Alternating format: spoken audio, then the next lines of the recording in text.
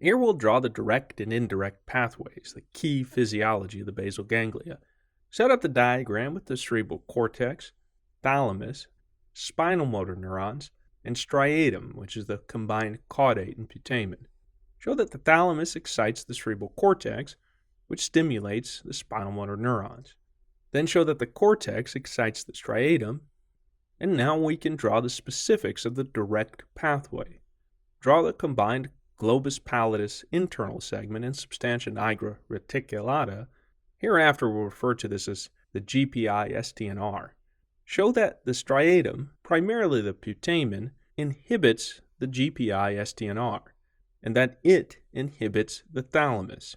Thus, the direct pathway is overall excitatory. Next, let's draw specifics of the indirect pathway. First, draw the globus pallidus external segment, hereafter referred to as GPE. Show that GPE is inhibited by the striatum, and that GPE inhibits GPI-STNR. Thus, the indirect pathway is overall inhibitory. Now add the subthalamic nucleus, because a parallel circuit exists within the indirect pathway that passes through it. Show that the subthalamic nucleus excites the GPI-STNR, and that GPE inhibits the subthalamic nucleus.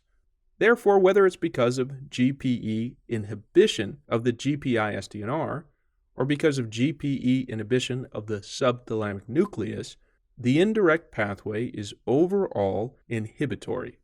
Then denote that substantia nigra compacta degeneration causes Parkinson's disease, a disorder of slowness and asymmetric muscle rigidity. To understand why, include the substantia nigra compacta in our diagram and indicate that it releases dopamine.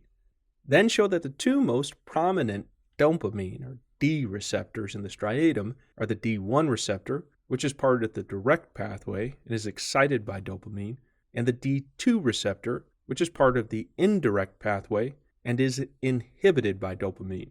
Thus, dopamine from the substantia nigra compacta excites the direct pathway and inhibits the indirect pathway. Both of these effects promote movement. Also note that many frontal subcortical pathways project through the basal ganglia in addition to the motor pathways we've drawn. Now let's do a quick review of this circuitry using a super simplified anatomical construct.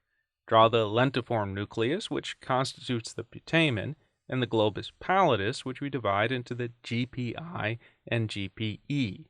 Draw the substantia nigra pars reticulata and show some descending internal capsule fibers separating these structures.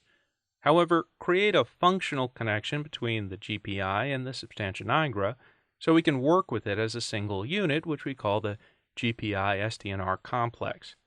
Start with the direct pathway, which again is excitatory. Show that the GPI-STNR complex tonically inhibits the thalamus.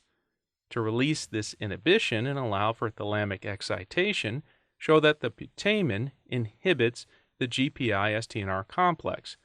Thus, there's disinhibition and overall excitation.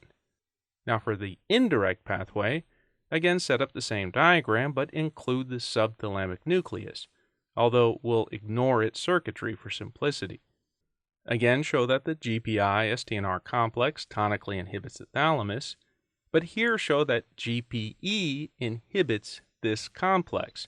If the circuitry ended here, again, it would be overall excitatory, but the putamen inhibits GPE, thus allowing the GPI-STNR complex to inhibit the thalamus. Thus, the indirect pathway is overall inhibitory. This concludes our diagram.